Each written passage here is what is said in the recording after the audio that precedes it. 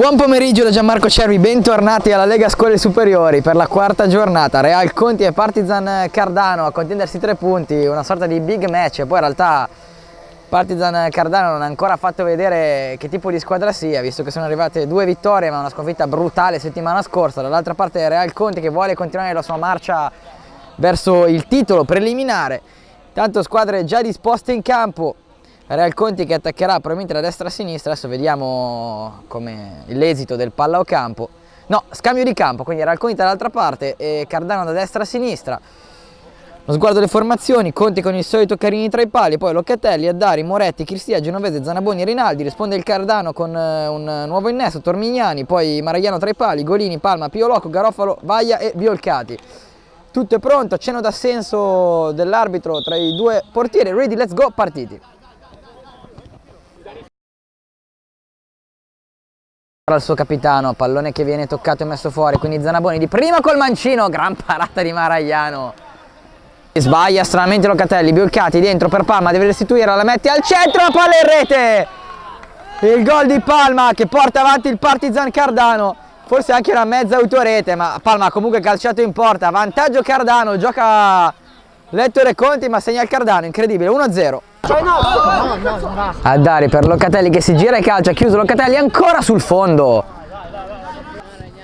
per distacco. Palma controlla, Palma calcia, Palma respinge Carini, poi Pio Loco gli porta via il pallone, subisce fallo ma fischia 2 volte il signor Scuteri che manda le squadre a riposo con clamorosamente il Partizan Cardano avanti 1-0. Super spot. Attenzione, pallone recuperato, Palma tutto solo, va giù, calcio di punizione dal limite, attenzione, chiara occasione da gol, vediamo di che colore è, per Genovese, cartellino giallo per Genovese, graziato, recuperato da Zanaboni, dentro per Addari, tutto solo, Addari calcia sul palo, Biolcati lo attacca Locatelli che gli porta via il pallone, Locatelli di forza, Locatelli calcia col destro, Maragliano stuper.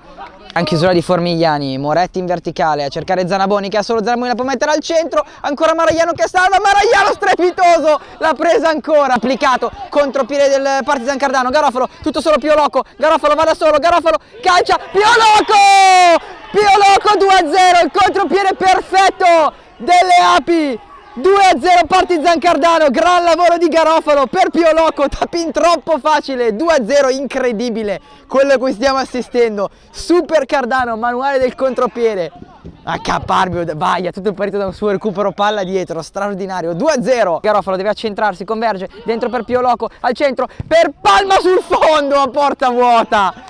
Che occasione per il 3-0, la bandierina, parte il cross sul secondo palo, Zanaboni si coordina sul fondo. Poi Carini, Locatelli, Cristia ancora per Locatelli, al limite, calcia Locatelli, la palla in rete, 2-1, attenzione perché c'è tempo, la rimettono subito lì da Cristia a Locatelli che riapre la partita. Zanaboni converge, pensa al tiro, lo fa partire, pallone dentro, c'è il pareggio incredibile, in pieno recupero l'ha messo dentro Moretti che si è ritrovato quasi il pallone per caso, 2-2, ha acciuffato all'ultimo il pareggio il Real Conti.